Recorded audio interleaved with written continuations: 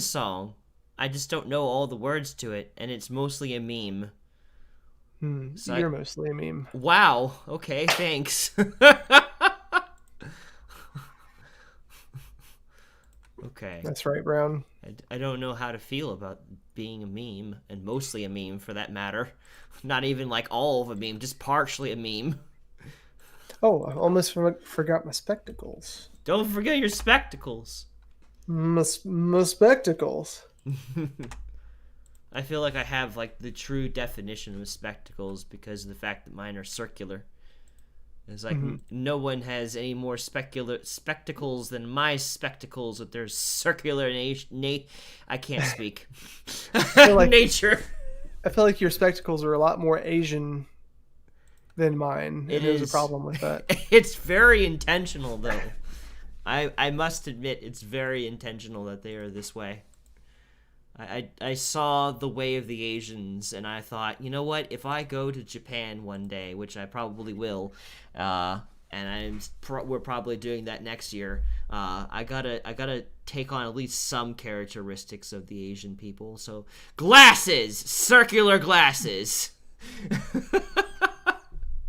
And I think I look great with circular glasses. Don't give yourself that much credit, Brown. In my humble opinion. I'm just kidding. You look hot. In my humble opinion.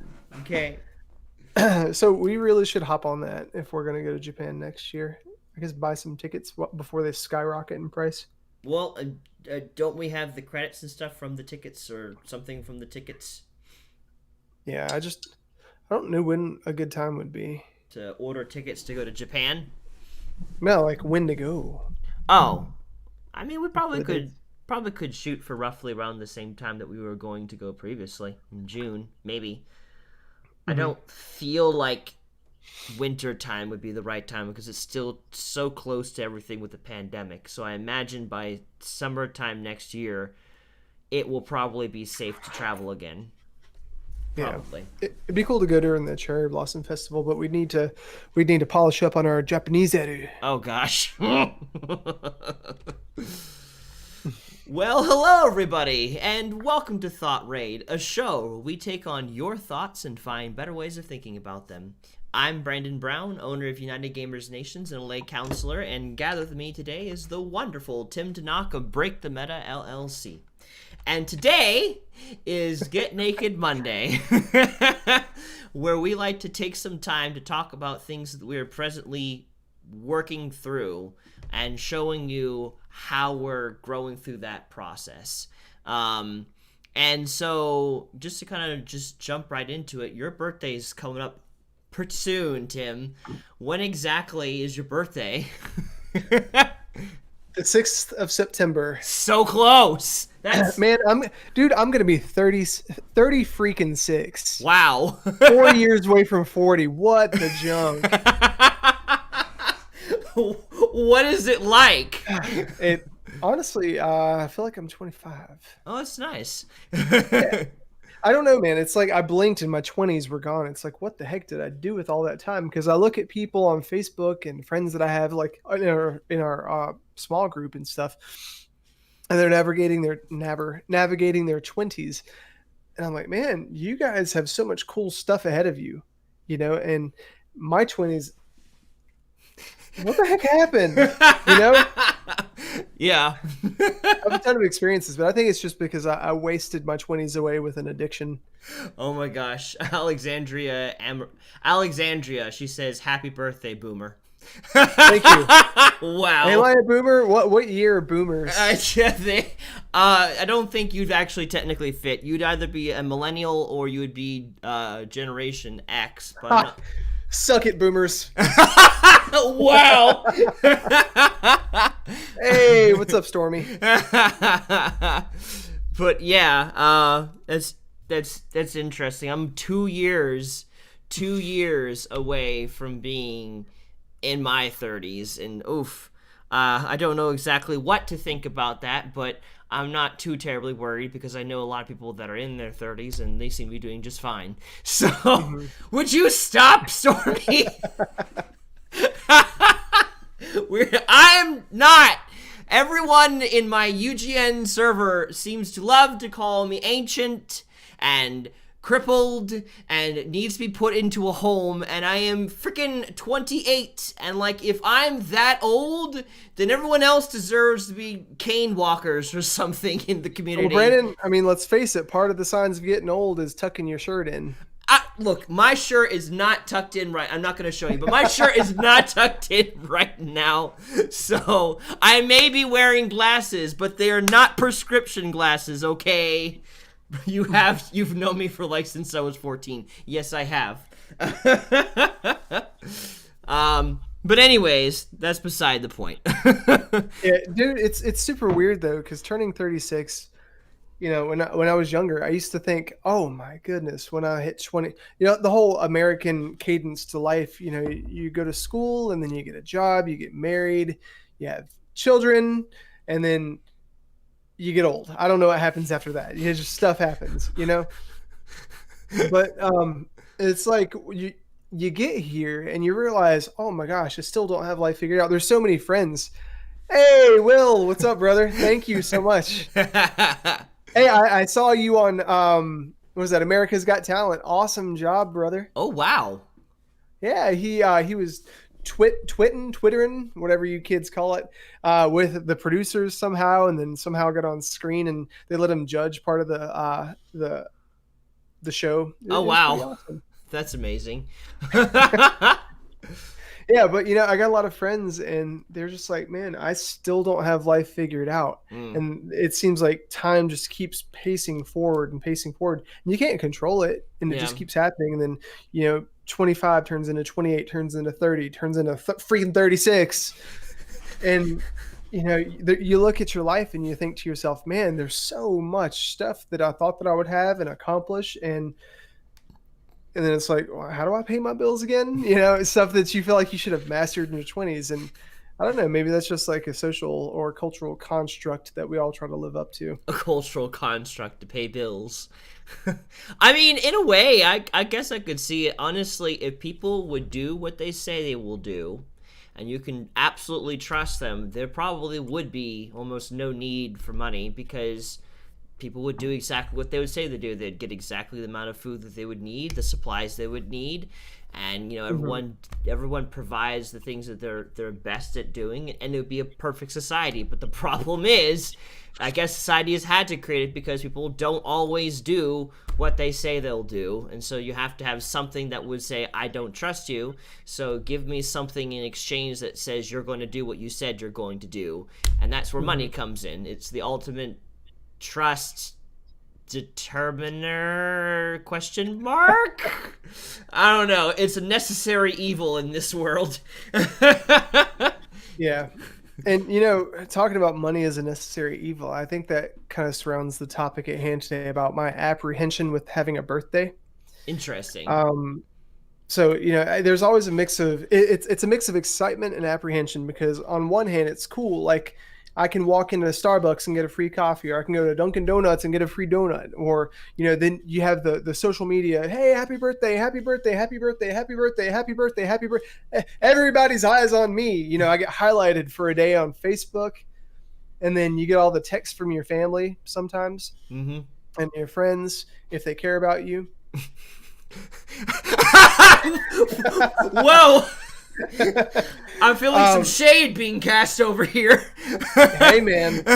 But, you know, it's a mix of excitement and apprehension, because it's cool, but I also don't like all that attention on me. And, you know, it's like I have a lot of anxiety when people ask me what to do or ask me what I want. You know, I feel selfish for other people adjusting their lives for me and sacrificing their stuff and their time and their money for me. You know, because all these, it's so weird. Like, you can hear people talk about financial woes or time woes or relationship woes, and all for one day there's like this obligation for them to do something for you since you got birthed out of a vagina, you know. And I'm just, it's so weird to me. And like, you know, for the longest time I've stopped saying happy birthday on Facebook when people have a birthday, because I felt like I had to. And not just happy birthday, but hey man, here's some encouraging stuff for you. Here's how I stand out from the crowd, and here's because I'm a Christian. I'm supposed to show you some value, you know. And, you know, I was praying about it, and I just stopped telling people happy birthday for the longest time because it's like, you know, God loves a generous giver. I'm not supposed to do something because I have to. I'm sorry. Every time I hear that statement, I just start going ha ha ha ha ha because it's an actual song. God loves a cheerful giver. Ha ha ha ha ha. It's I don't know. It's just my Christian mind goes straight to that song when I hear that. Apparently, Stormy got a stick of gum and was told to start paying taxes. I'm so sorry. Welcome to adulthood. You get gum and taxes. Welcome to Asian families where we pay for things in gum. Oh, jeez. Ooh. Okay, moving on. Yeah, I feel selfish for people adjusting their lives for me. And so, you know, thinking that they would have the same obligations that I feel towards other people. I stopped telling people happy birthday. And I recently started that again because I realized I don't have to put my heart and soul into every single person. And you and I were just talking about this before we started the stream, the whole concept of intimacy and commitment, not spreading your value evenly across the board because you're not supposed to, you know? But it's really interesting because Ariane is such a generous person. Mm-hmm. I think it was last year or the year before, she took me to the Lazy Five Ranch. Do you know what that is? Not exactly, but I've definitely heard of it. Oh, it's so cool. I love animals. And you go into this gated community. I guess they'd call it a community for animals. It's like a zoo. Excuse me. And you just drive through and you have things like emus and ostriches come up to your car, and they've got giraffes and little pigs with piglets. They're all just running around living their best lives, you know?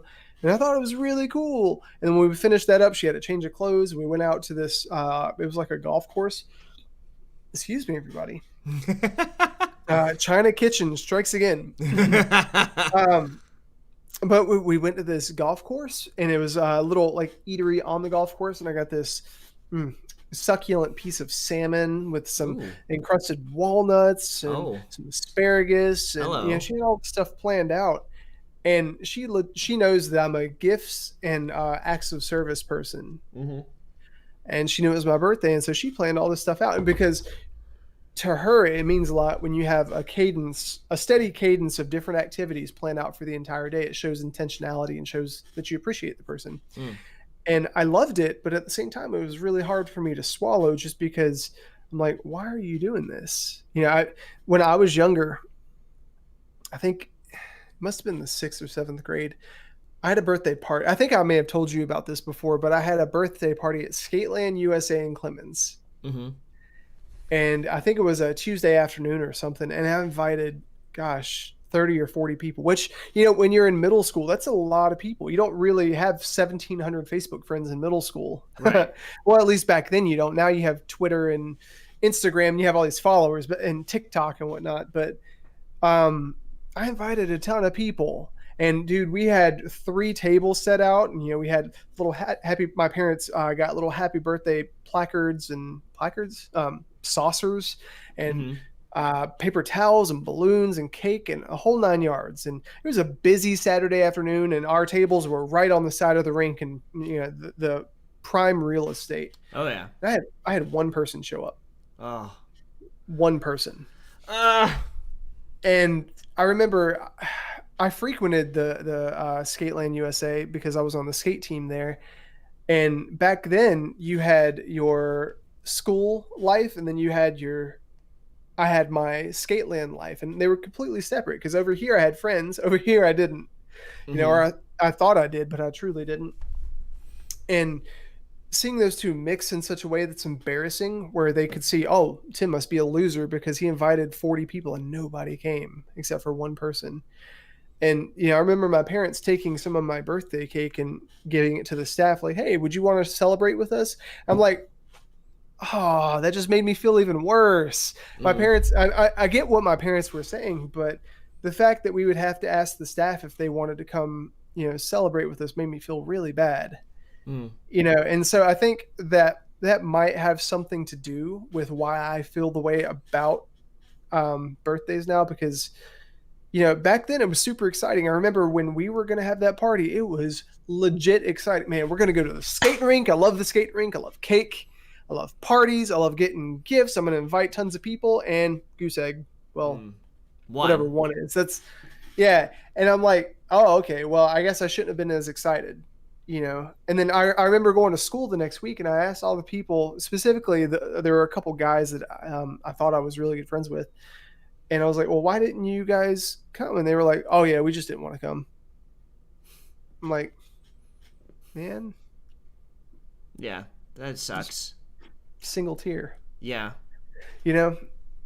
Yeah, I can understand. That would be very sad. I don't, like, me personally, I don't know. I can't think of, like, any particular bad birthdays except one particular one. I remember I cried. I forgot the reason why I cried.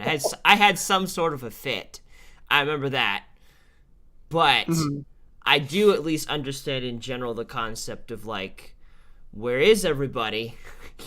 Even though I don't exactly remember having a lot of terrible birthday parties or something that like really sad, just in general of like not feeling like I fit in anywhere, and especially in middle school was where it would hit up the worst. I remember going to a school of 40 kids, I want to say, small private school, and in my classroom there was, I think, 12, and frequently I was by myself, or I fit in with kids younger than me, or somewhat with kids older than me. It was more like much better with kids younger than me, somewhat with kids older than me. They kind of tolerated me, but it was definitely it was isolating. And then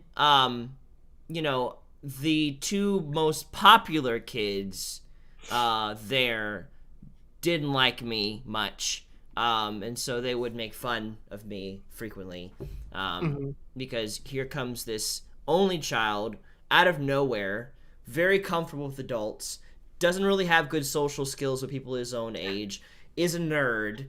All these factors does not really mix well in the early 2000s, before video game was as widely accepted as it is today. Yeah, and looking back, kids don't, especially when you're in the moment. It's different when you look at a kid and you're trying to talk them through it. It's like, oh, well, here's why they did this. Hurt people. Kids are just mean. Everybody's insecure. You're trying to figure it. No, you think that kids, especially you, have it all figured out, and from your perspective and worldview, oh well, I guess I must just suck and people don't like me. I guess I just have Asperger's. Yeah, and it's like, it's so different as an adult, because I remember we had that one birthday party. I think it was 2015, the year my mom died.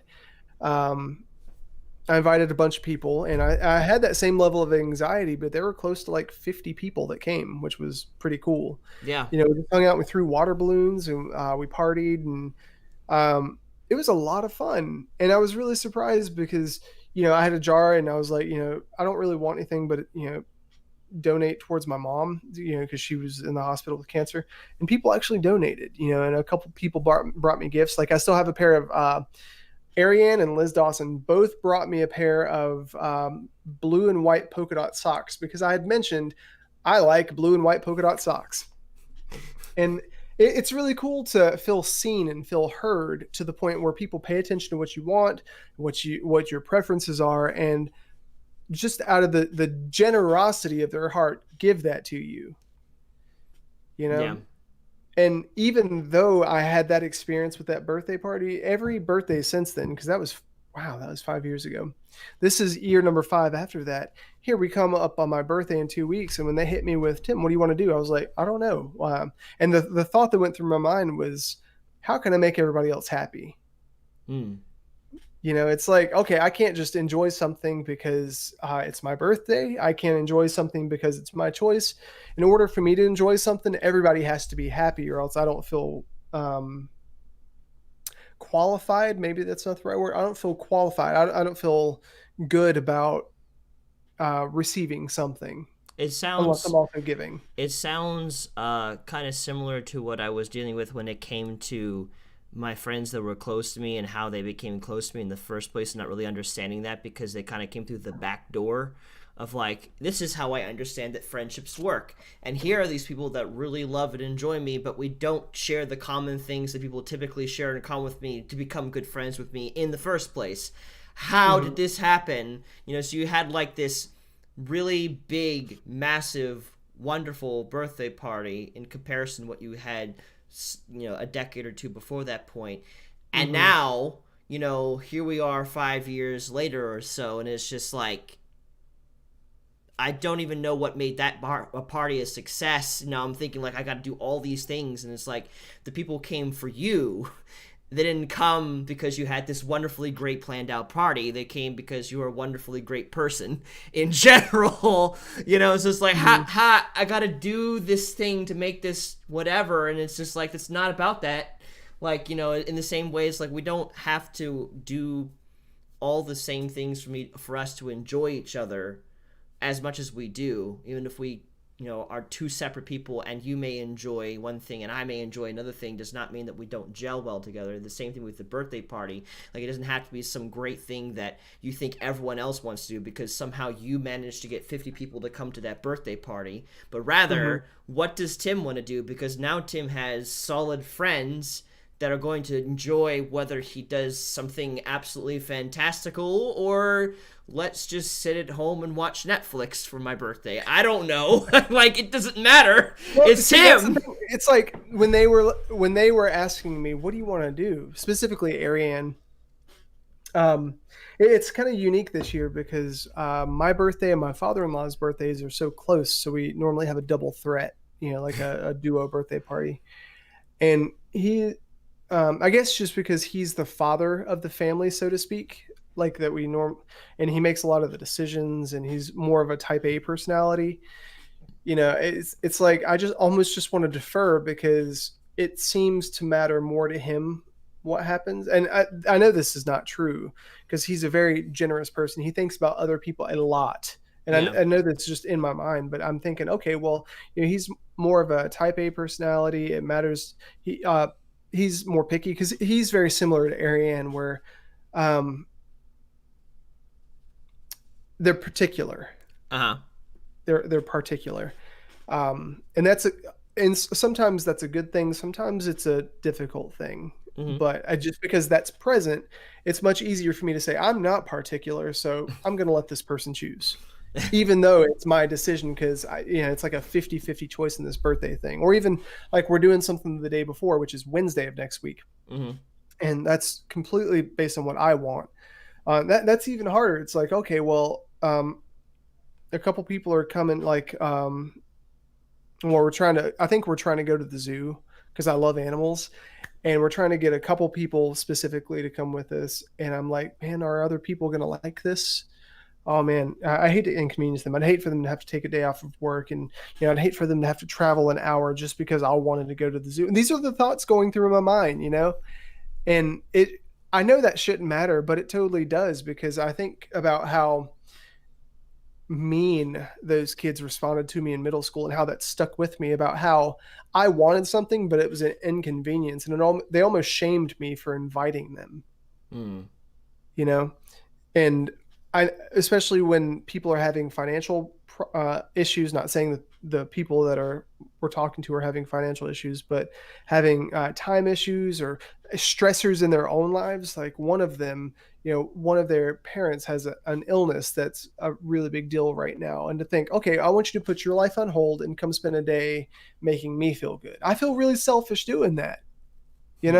It's like, I don't need it. I feel completely happy on my day to day. So why on this specific day do I get to choose everything that happens? You have to sacrifice your day and putting it on hold for me. And that's just what's going through my head.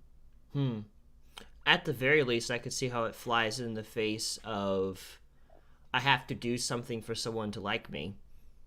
Because now they're returning the favor essentially, and they're doing something for you.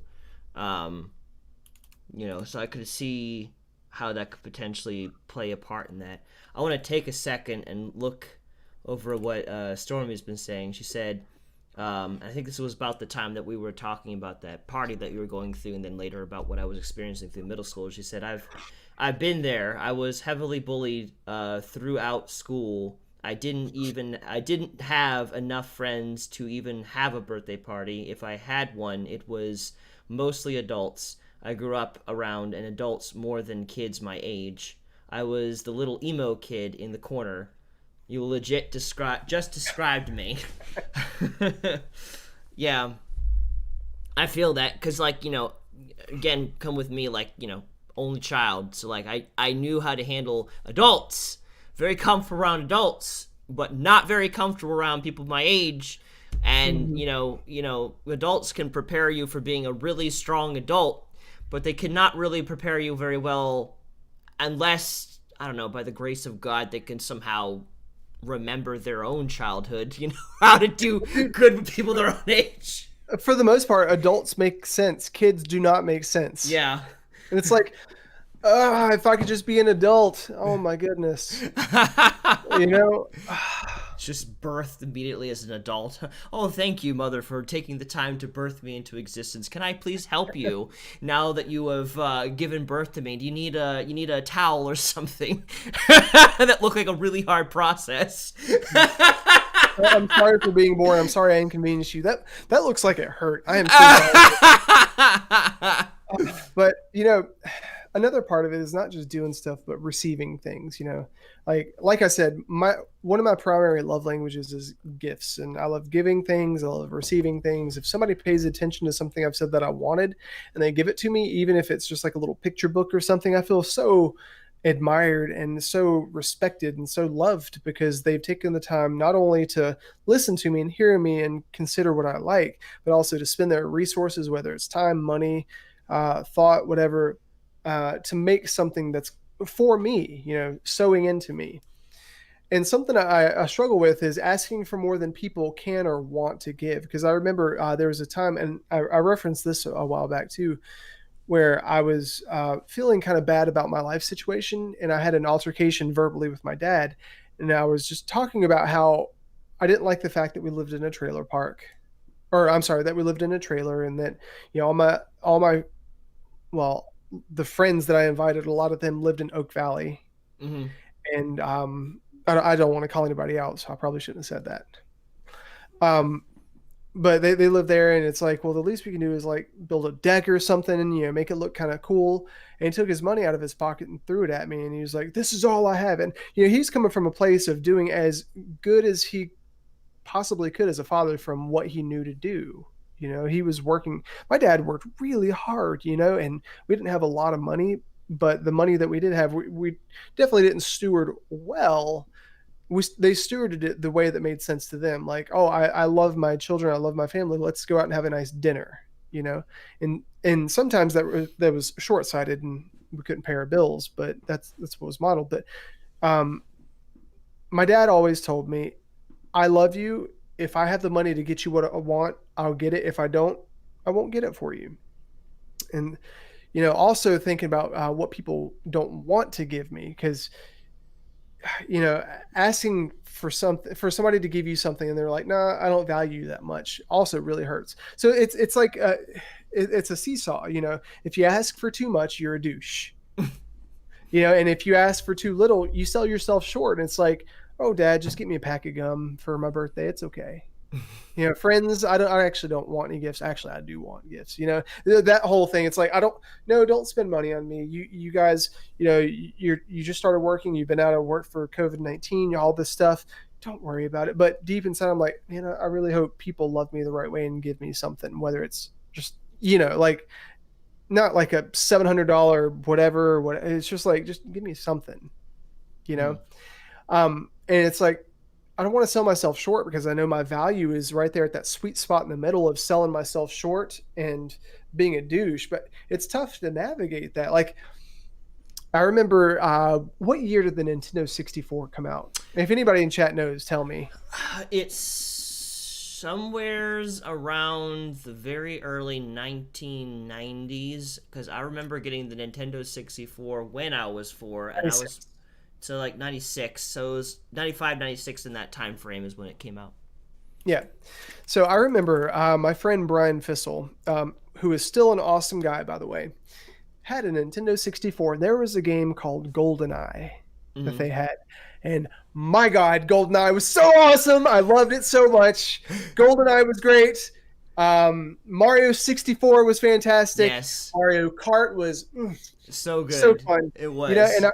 I remember I would go over to his house, and his older brother had a game system, and he'd sometimes invite another friend over. And Brian's house always had the latest tech. You know, thank you, Stormy. Yeah. Um, and I remember coming back home, and I had a Nintendo, a Super Nintendo. Mm-hmm. And I was thinking, and I think I had a PlayStation 2 or something. It's not like I didn't have stuff, but I wanted that because I wanted to bring the fun home, which is The a latest and good greatest. marketing thing. Bring the fun home. Um, and so it was my birthday. It must have been like 97 or 98 or something. And I remember asking my mom for Nintendo 64. And she was like, man, I remember her pulling out all the money she had in her pocket because they didn't really do bank accounts back then. They just got, they would get paid, cash their check, keep their cash on them. And when they ran out of money, well, we stressed out until next time, you know? And so she pulled out her wad of cash and she's like, I have X amount of dollars. And she's like, I can't afford a Nintendo 64. And me being a crappy whatever year old I was, I got really upset. And I was like, but I want a Nintendo 64. And there was a place in Clemens called Benjamin Franklin's. It was an arts and crafts store. And I was really big into art, drawing, painting, and all that stuff. I was going to go to school for drawing. And she took me there and she was like, well, what do you want? And I remember we were in Benjamin Franklin's Ben Franklin's, and she was doing her best to buy me something that I would want because it was my birthday. And I remember we picked out a sketchbook, some pencils like 4B, 2B, 1B, like some cool pencils, and it was like, I don't know, $25 or whatnot. And the whole time I had a really sour attitude, and instead of being grateful for the fact that she was giving from what little she had, I was like, well, why don't you get me an N64? Brian has one. His mom apparently loves him, you know? And I was just being a little snot about it. I remember getting upset, throwing the stuff down, or somehow the stuff got on the ground. And right there in the store, basically in front of everybody, I embarrassed my mom saying, why is this all that you can afford to buy me? Hmm. And oh man, it really hurts me thinking about, all the sacrifice that they made for me. And then here I am on my birthday being a little turd, because I couldn't get an N64. Mm-hmm. And so it's like, I have a tough time navigating wanting something and being selfish, and wanting something while being deserving, or wanting something while being blessed. It's like, where's the line between all that stuff, Mm-hmm. I think the best way of kind of like breaking that down into what you're wanting and deserving whatever the thing, gratitude, I feel like is an important measuring thing. If your self-worth also is riding on whether or not you get something or not, that's probably not something for you to have, because then getting it will only cheapen your self-worth in the process, because you would put all this worth into this having this thing, and if that thing were to break or have an issue or whatever, or you never got it at all, and your self-worth then goes out the window, then it's been elevated too high in your heart. Have a good enjoy your food, Stormy. But but at the same Have a time, good strum, nerds. but at the same time, in the ways of like gratitude, also, like, if you're able to receive things with gratitude, I mean, that's what's most important. Then recognize the things that you do have and stuff of that nature. Like, if you're already recognizing that and able to receive with gratitude and stuff of that nature, I don't know, I think you could just easily overthink it. I'm fortunate. I grew up middle class. So I didn't have everything that I wanted, nor did I have lack either. I was just somewhere in this in-between place.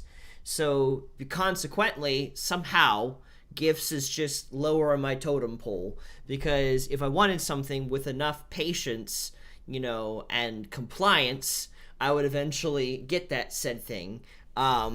Within reason. There was some things, I couldn't really get because my parents were not rich enough to be able to get it. But, in general, like, and because my parents kind of really worked on me of like, you got to work for this, I want you to get a job, I recognize sometimes my parents have really doubted and worried about my level of responsibility when they had me working when I was 14 years old. I've been working since I was 14 years old, beginning with babysitting my cousins and doing volunteer work at the church, to now where we're at here. I do not lack responsibility. But that's beside the point. They've been, I'm glad that they did what they did, honestly. Mm-hmm. But so I had, for the most part, the things that I wanted and stuff. And so like when I did receive things, it's not like I don't feel bad about it. And I also don't feel like someone didn't get something from me either, because I recognize, I recognize the stress also. Like if you do have the money to get something and you don't get something for someone, I recognize the stress that's involved in getting that. Because because again, like the challenging part with being on your mother's side of like receiving that, like you want to give something to someone and they're upset because of the quantity or quality of what's being given. It's just like, I love this person and I want to give to them, and I feel like trash because I can't give them what I want to give to them, and it's just like it makes you anxious on the inside to give again, because you're like, oh no, like what if they're gonna hate the thing that I give them? But I'm not bringing that all up to say like how terrible were you or something of that nature. I'm just recognizing I was pretty terrible. I'm not. But I recognize where that kind of comes from. Maybe that's another reason why gifts was so low for me, because it's like sometimes I experience this with like people that love gifts. Like they expect you to like be paying attention to the things that they like. And that does not naturally happen for me. Like I don't recognize that you said, ooh, I like this cup. I like, okay, cool. And then I forget about it the next day. And so then I feel like a terrible person if I give a gift and then you don't like it. And I'm like, I'm sorry, I just don't naturally remember those things. Like if you maybe you need to be more intentional with your friendships, Brandon. Tim, please. I'm just kidding for you guys that don't know. I'm just kidding. But kinda. No, I can sense that though. I live by the standard, out of the abundance of the heart the mouth speaks. If it came out, it has meaning. Brandon, I was kidding. Relax. But I don't know. I recognize I do need to get over that though. I can't live by the fear of like, what if someone doesn't like what I give them? In all honesty. Well, it's also really hard to give a good gift to somebody who's not grateful. True. Because when somebody is completely happy with who they are and where they're at in life, you can't give them the wrong present, because they don't see it as the gift itself. They see it as the gesture of love. Completely different thing. Like as that kid, if my parents had got me a Nintendo 64, my question would have been, well, why didn't you get me GoldenEye also? Well, I need 4 controllers. Why didn't you get me more controllers? Hey, this other game's coming out in a few weeks. Now that I have an N64, I need that, or else you don't love me. It would have been insatiable. Yeah. And I think, if I look back, and back then I'd been more grateful for what I had.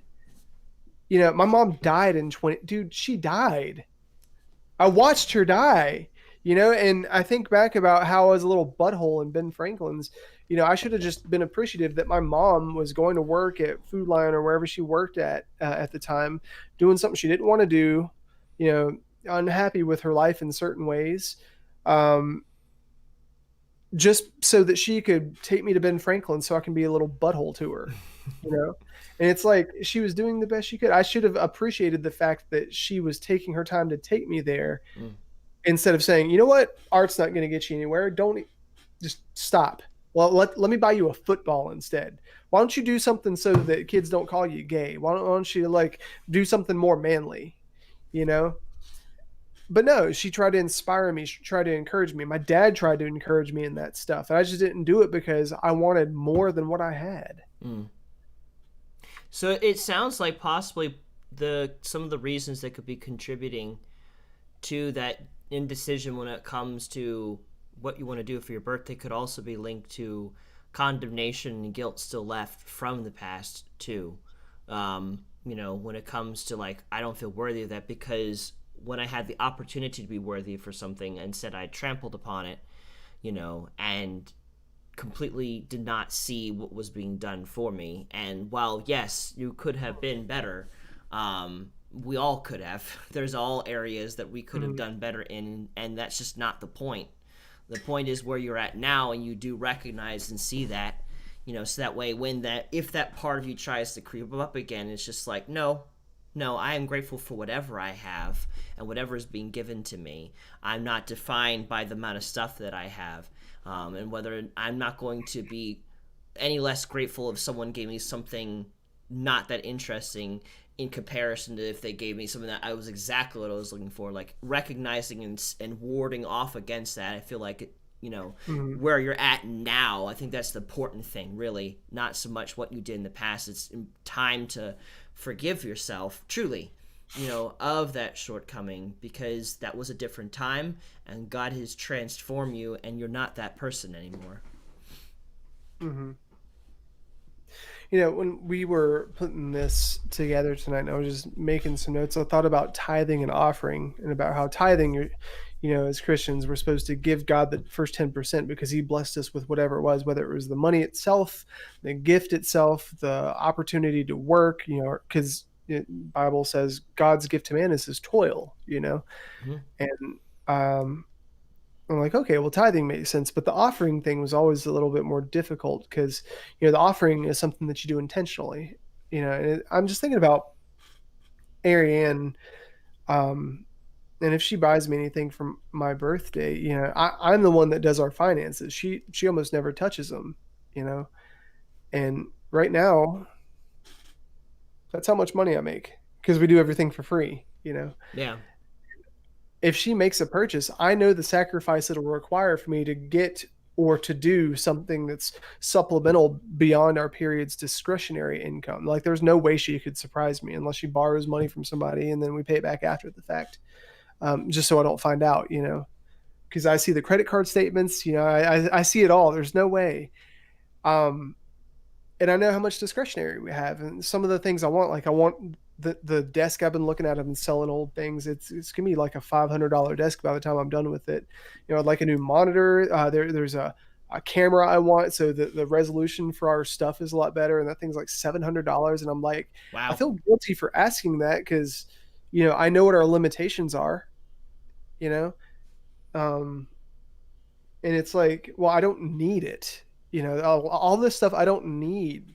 And so if I ask for something that I don't need, especially if it's above and beyond something that would stretch us, it's like I feel kind of bad for that. But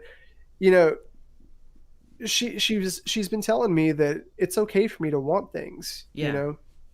because not only does God want to bless me with stuff, my friends do, my family does, she does. And I'm thinking about how I sometimes wonder if the people, excuse me, the people I give things to, the people I do things for, and the people with whom I spend time with feel the way about how I'm giving them something. Because I know, whenever I do that, I don't do it from a place of, oh, I have to do this, or what, in order for you to be okay, I'm gonna. No, it's like I want to spend time with this person, even if it doesn't sound like the best thing. I know they're gonna feel loved by this, or I want to give them this money, or I want to buy them this thing, or what's your address, person that lives across the country? I want to send you some peach rings, and I do that, and I wonder if the people who receive it ever think to themselves, man, I wish he wouldn't do this because I feel so guilty. Wait. Wait. Where did the concern begin? I'm sorry. I was following, and then the concern began. And I was like, I lost where the concern began.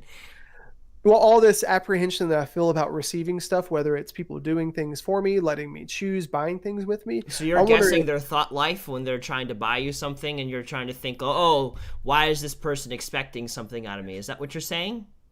No, like the apprehension that I feel, right? Everything we've been talking about up to this point, I wonder if when I do things for people or spend time with people or buy things for people just randomly, especially if it's not for like a birthday or anything, like I'll just randomly buy somebody peach rings and send them across the country to them or something. Hmm. I wonder if they think, man, I'm not worth this. Why is he doing this? You know, he's sacrificing. He's um, going above and beyond the whole offering part of it. You know, he doesn't have to do this. Why is he doing this? You know, and I think about that sometimes when somebody gives me a gift. It's like, you don't have to do this. I'm okay.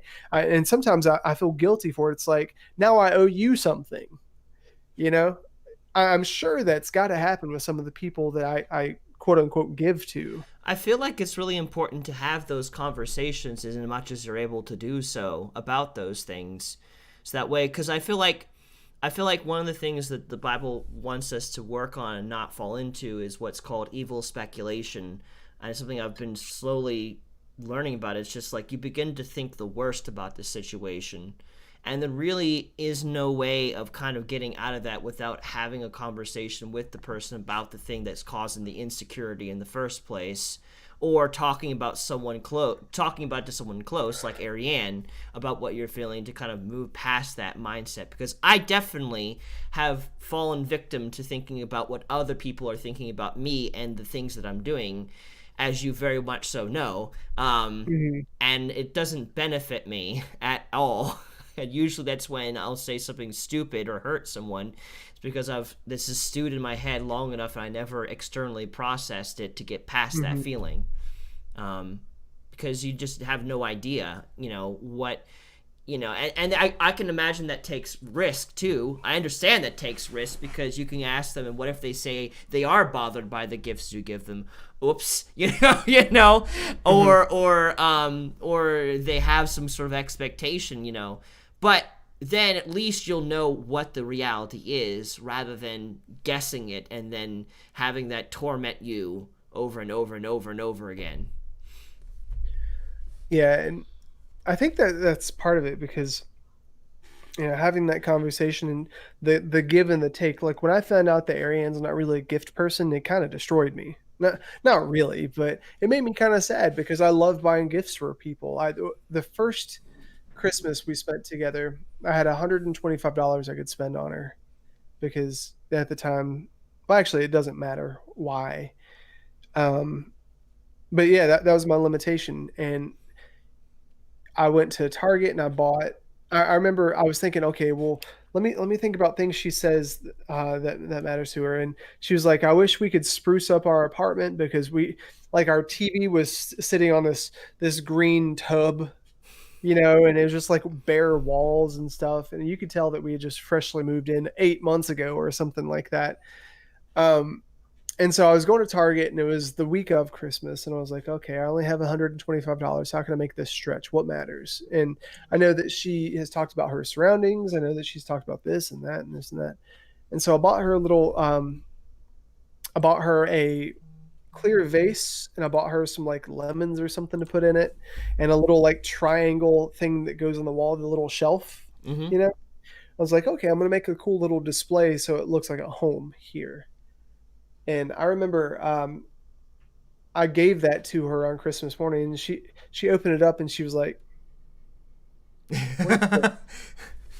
You and part of the conversation was you spent what little discretionary money you had on this, and we've talked about it since then, and the way that I handled it, and the way that she handled it, we've figured that out because we both didn't handle it the best. We got argumentative, and that's when I learned, oh, she's not a gift person. It doesn't matter as much to her. She would have preferred that I had just instead thrown that money in savings. That security would have meant more to her. Mm. That funny enough, that's that little dog we have on our couch, the big stuffed dog. Yes.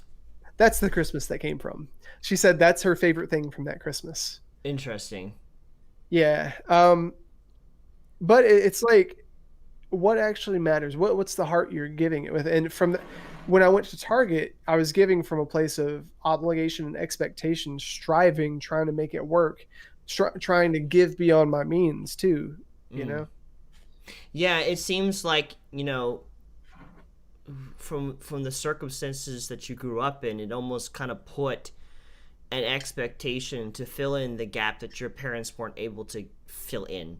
Because I think every young adult, that's what they end up struggling with as they leave their parents. It's like, okay, my parents were unable to do this, this, and this, so I need to go in the opposite direction of that and not let that happen so that my kids can have a better future than I had, which is fine for the most part, but every single human being in existence is different.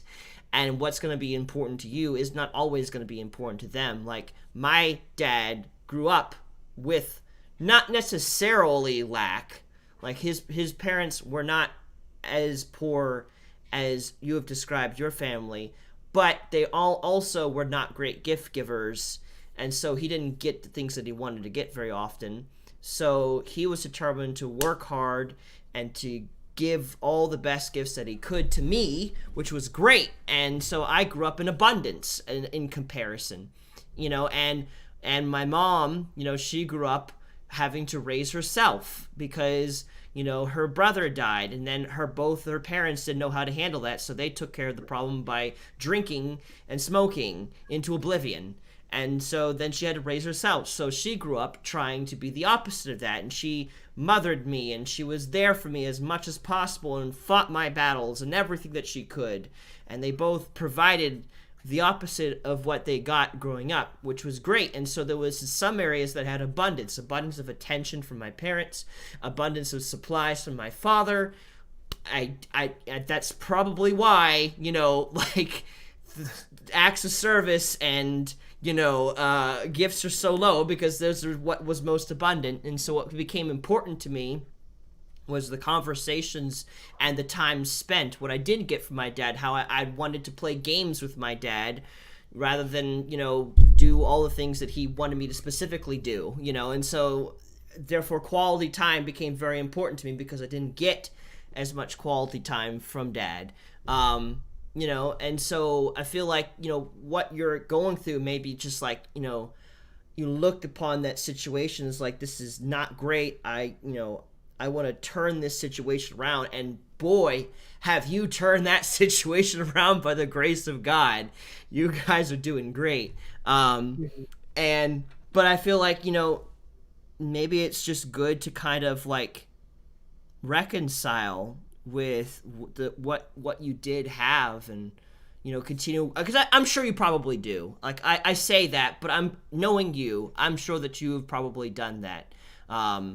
Just kind of like continue to work on reconciling stuff like that and recognizing the good that kind of came out of that, so that way it doesn't feel like I have to do this or have to do that because this is what I ended up going through. Rather, it's something you get to do, and it's just not as anxious making, I guess, or defining in a way. I don't know exactly how to put it, but it's just like, I don't know, I've had to grapple with the fact that I can see myself easily wanting to do everything opposite from the way my parents did in the areas that I lacked in. Like, I want to make sure that my kids, I get to learn who my kids are and get interested in the things that they do, because my parents didn't know exactly how to take interest in things that I did. And I could easily see myself slipping into permissive parenting, where it's just like they get to do all the things that they want to do, when in reality that might need a good spank to the butt or something, Yeah. Then 20 years later, they start a podcast talking about how bad of a parent you were. Right, and they'll probably do that too. So like, I can't just like foolishly think, let's just go in the opposite direction, Yeah, I feel a little convicted because I want to clarify something, because you said my family grew up poor. Yeah, just for clarification, I know I make it seem that way sometimes, but I think it's just because my youth life was mired in ungratefulness, and a lot of my perspective from it back then, the way that I navigated everything, made it seem that way, because I compared my situation to what all the kids whose parents made $100,000 a year had. We weren't really poor. It's just from my perspective, I could see all the bad stuff, like our lights getting cut off, and what I didn't understand back then, but the normal adult marriage arguments about money. Mm-hmm. like how they were navigating that. I could see all the inconsistencies and all the bad stuff, thinking, oh, well, the answer's clear. Just stop being stupid with your money, you know? But, you know, I don't want to throw my parents in the dirt because we No. weren't, where it's just the management of money could have been better. And from my perspective, I just wasn't grateful for what we had. Cause like you were saying, there's not a single day that I went hungry. There's not a single day I didn't have clothes to wear, and there's not a single day I didn't have something like a video game to play. So, Yeah. I don't want it to sound like we were poor. It's just I didn't have everything that I compared myself to my friend that I wanted. And so, from my perspective, as a child, I felt that way. Yeah. And I guess I'm really kind of looking into that, just regardless of what the reality or is or not, addressing the reality in your mind that you have about the situation and kind of going from that standpoint, because like a lot of people, they have actually what they go through and they have emotionally what they go through, and those are sometimes two separate things, and the way Mm-hmm. that we emotionally process through things affects how we interact with what is actually happening. And until that emotional component is dealt with, it could be really hard to properly move forward in what's actually happening. That's why I we were talking about this earlier before the stream, why I often come to you and to Dan and other people about what I'm going through, and I work through all of the questions in my head, because I recognize that I am a very emotional person. And so to get someone else to say that, is not based in reality, you need to calm down, is very helpful for me.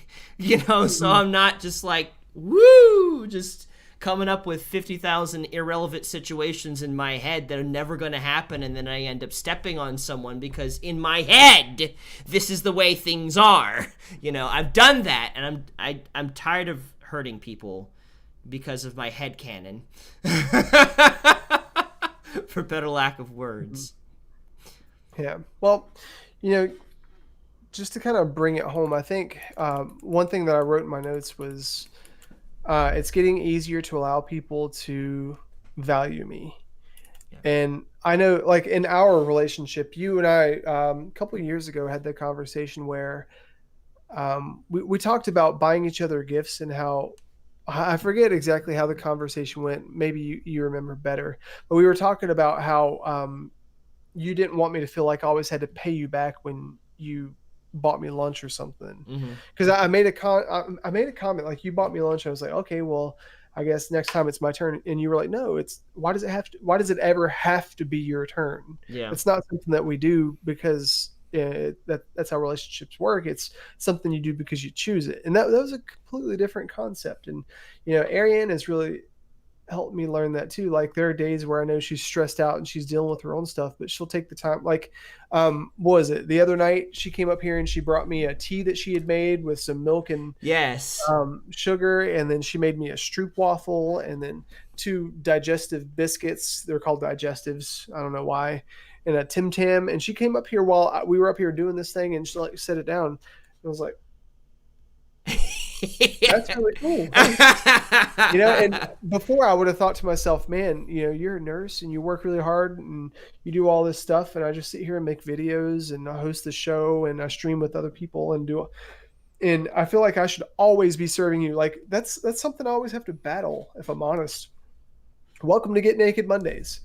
But it's something I always struggle with because I know that before when I was actually making money, Mm-hmm. I worked as a store leader at GameStop. I would go to work and I would have my own frustrations.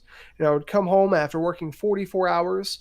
And, when I would get my paycheck, my $1,000 or $1,100 for 2 weeks or whatever it was after taxes, tags, and fees, I would look at her and I would think, okay, well, I'm contributing to the marriage. And if I said I wanted something, it felt like I earned it. But it's weird. It's almost like a relationship with God. A lot of people get in the ditch of thinking I have to earn His love, I have to earn His appreciation, I have to earn His grace. And if you're in marriage right now or in a relationship and you feel like you have to earn that stuff, it's not a healthy relationship. Nope. And maybe there needs to be a conversation or some boundaries that are made. But Yeah. you shouldn't have to earn somebody's love. It should intimacy and commitment, which by the way, this Friday, that's what we're going to be talking about, understanding where the line is between an equal portion of intimacy and an equal portion of commitment. We're going to talk about navigating that. But you know, when you're in a relationship with somebody, you don't earn love. That's something that you give freely, but you do earn more intimacy by committing more. And as Brandon and I were talking about before the stream, you have to earn the right to extra levels and doses of love that somebody can give you. Yeah. Like I wouldn't just go out there and tell everybody my most intimate secrets, because that's reserved for God. That's reserved for my wife. That's reserved for my close friendships. Yeah. But just thinking about, it's getting easier for people to value me. It is getting a lot easier, and that takes intentionality for me, since that's a roadblock. It's getting easier for somebody to just buy me something and to simply say thank you and appreciate it and just enjoy it the way that they want me to enjoy it, instead of thinking, like, whenever I give somebody a gift and I can tell they're more wrapped up in having to pay me back, or thinking, oh, I got to do something I got to, instead of actually enjoying what I give them, I hate it so much. And I'm sure that that's how people feel when they give me something and I'm unappreciative. Like if my mom back in the day had seen my response be something more along the lines of, hey, I would really have appreciated, I really want an N64, but I see where you're at. And I really appreciate you for inspiring me to draw, in so much as spending your last $25 to get me a sketchbook and new graphite pencils and stuff. Thank you. I really appreciate that. That would have been a totally different concept to allow her to bless me freely. Yeah. Yep. But now you recognize that, and that's something that you can move from that point, that when people do give things and they give out of the little bit that they have, it could mean so much more to you now, recognizing that. I think that's the important part of just, what's happened has happened. Just like I've had to process that over this past week of just some things I've done wrong, and I know I did wrong, and I gotta let it go now, because what's happened has happened, and I know God sees me as higher than that, and I know God has shown me what I can do better, and now that I know that, we move forward. Because God sees us beyond where we're at, and he calls us to it and shows us the way, and he's definitely been transforming you. Your value was already established even before you got to where you're at now. It's just not even a matter of doing enough or something of that nature. God already loves and approves of you, and so I think it's really good to know that, just like, thank you, Lord, that's not who I am anymore. I'm a grateful person. I enjoy everything that people give me. I mean, I need everything that people give me, but I enjoy it nonetheless, the heart behind it kind of thing, I'm grateful, and just kind of receiving it as if like God was giving it to you particularly. I don't know, it's just like, I'm so grateful, if you get a little glimpse into what it took for them to actually give you that very thing, and just like, oh my God, wow, this is so, what's the word? Lavish. Yeah, I remember even in the course of our conversations, sometimes I paint my dad in a bad light. When I talk about how he would spend a lot of his money on taking us out to eat, and we would get our lights or our cable TV cut off because they couldn't afford their bills, and we would have $50 or $60 Thai food dinners every night and stuff. And I make it sound so bad, but I should be thinking to myself, okay, in order for him to spend $50 on Thai food that night, that means that he had to work really hard out in the sun, because he did a lot of construction type stuff. And he always came home and he was so exhausted, and if he was making $15 an hour, it's 15, 30, 45, he would have had to work 4 hours after tax in really crappy conditions to be able to come home and say, family, I love you. Here's some delicious Thai food because I know you love it so much. Like if I had looked at it every single time from that lens, I probably would have had a much more respectful demeanor towards my father, and a much more appreciative demeanor towards my father than I had, because I definitely didn't respect him as a father the way I should have. And I definitely didn't show him the appreciation that he deserved for really, really trying to be a good dad. Now you do. Yeah. Now you know, and I know he's still around. So, if you ever want to or feel like it's God's okay and getting stuff of that nature, go for it. Now you have that opportunity.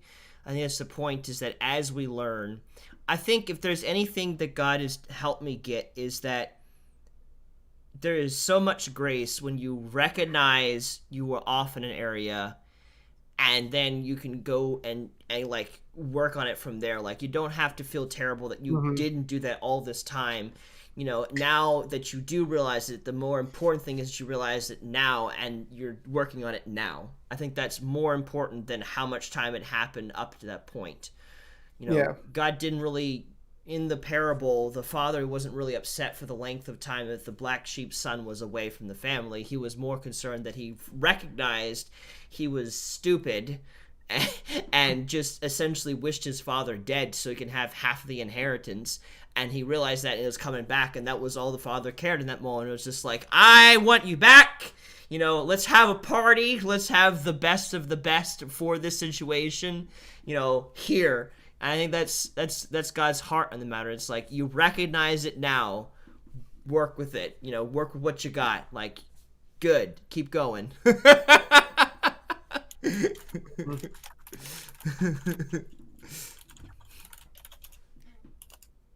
Well, yeah, I think that's a good stopping point. That I processed all my thoughts, Sweet. and I think it's just going to take more intentionality for me. So, like, if you guys are ever, if you're in the same boat and you find it difficult to express your opinion because you feel like you're not worth it or your values at stake, I think my advice to you, based on what I'm going through right now, would to just be more grateful for what you've got and where you're at. Because when you're grateful, you realize you're not really coming at things and walking into situations from a place of needing to receive something. You're walking into it full. Yeah. If you don't understand that, and if you don't feel that way, one of the best ways to get there is to understand how God sees you. And those of you who are atheist or agnostic or don't believe in God, that is okay. I'm not trying to convert you. This is not one of those messages, but I'm here to tell you that that's honestly what helped my life do a 180.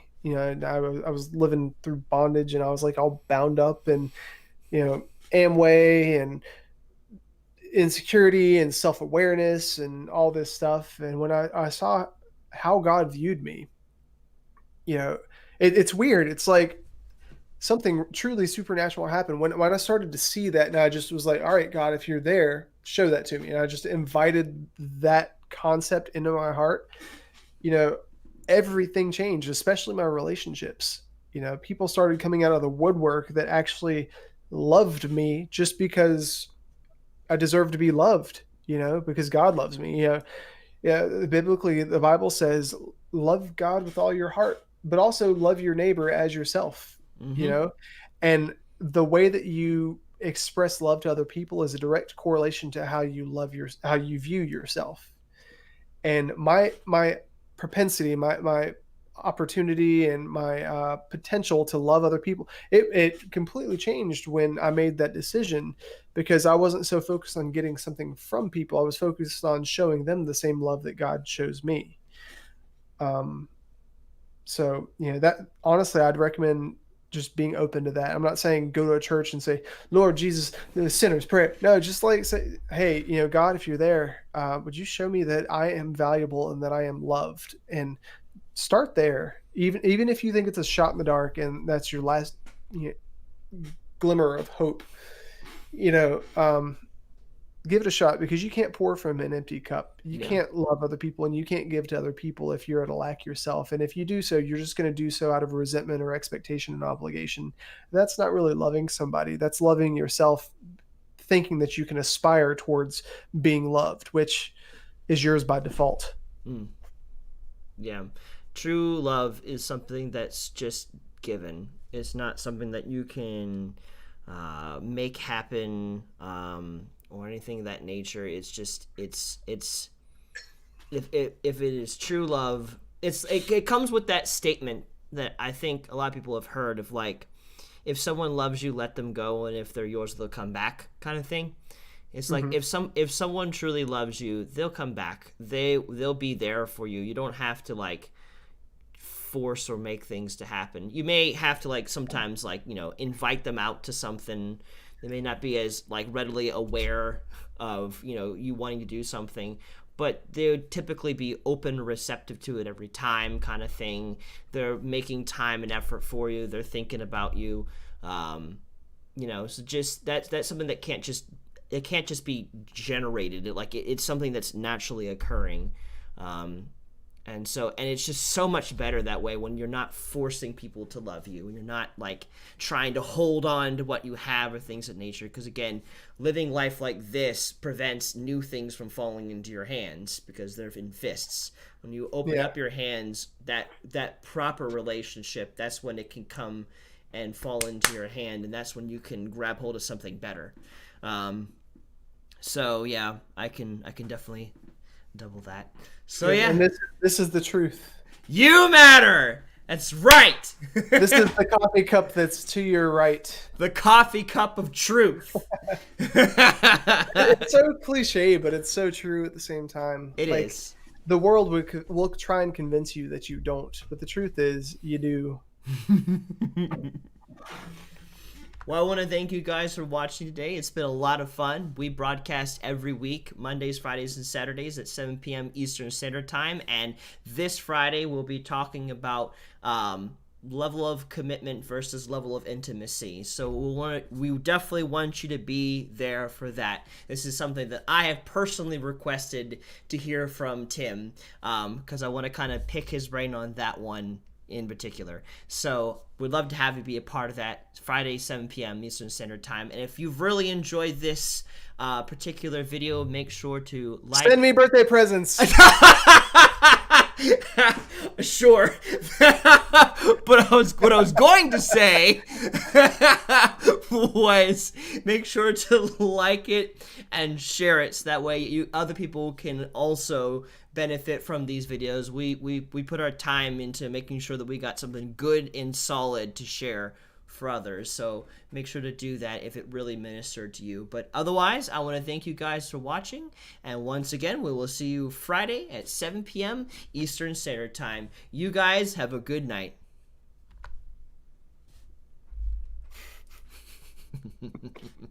Happy birthday to you.